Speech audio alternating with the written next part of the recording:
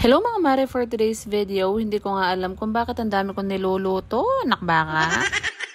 Eto na nga pala yung part 2 mga mare, nung dumating nga yung biyanan ko. Eto na nga yung kinabukasan. Diyos ko, kung ano-anong pinaluto ni Mister, kala mo may piyesta. Siyempre mga mare, andito nga yung mama niya, kailangan marami kaming lulutuin para hindi naman halatang naghihirap kami. Chares! Kalderetang baboy nga yung request for today's video mga mare, kaya eto nga after ngang hiwain ni Mister yung baboy ay eto at inadobo ko na nga at isasalang ko na siya. Pag nagluluto kasi ako ng kaldereta mga mare, inaadobo at pinapakuluan ko nga muna yung baboy dahil nga palalambutin siya para hindi matigas pag ginisa mamaya. At syempre mga mare, hindi mo naman pwedeng bantayan at tutukan lang yung pinapakuluan mo, dapat ginagawa mo na nga rin yung ibang sangkap, hiwain mo na, ganun. So after nga namin mahiwa mga mare at eto tinignan ko na nga at medyo malambot-lambot na siya, diba? Ang bilis lang, nakbaka. Habang nagluluto nga ako mga mare, ito naman mag-inang to, Diyos ko may kausap sa cellphone at makikichismis nga muna ako. Siyempre, kunwari kinikilig ako sa kausap nila, pero ang totoo, gusto ko lang talagang punasan si Mister dahil baka makita ng nanay niya na hindi ko nga siya inaalagaan. Chares! Gusto ko kasi makita ng biyanan ko mga mare na inaalagaan ko nga yung anak niya, na hindi siya nagsisi na ako yung napangasawa niya. Ganun. Biniro ko nga yung biyanan ko mga mare na hindi siya magsisisi dahil napunta nga sa magandang kamay yung anak niya, kapampangan na maganda na magaling pang magluto. Chares!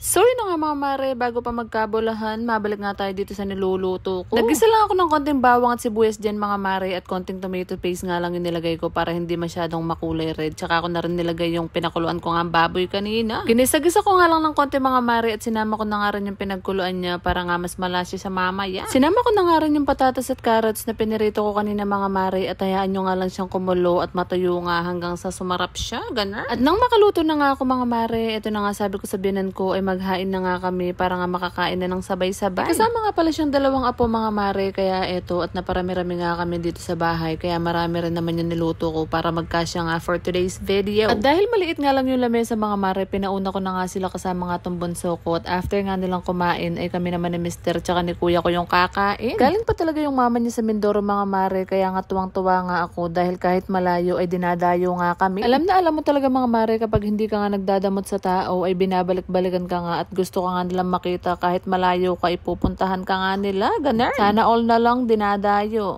Chares! At dahil may dalang burong santol nga yung biyanan ko mga mare, ipagluluto ko nga siya ng bagoong isang kaldero. Chares!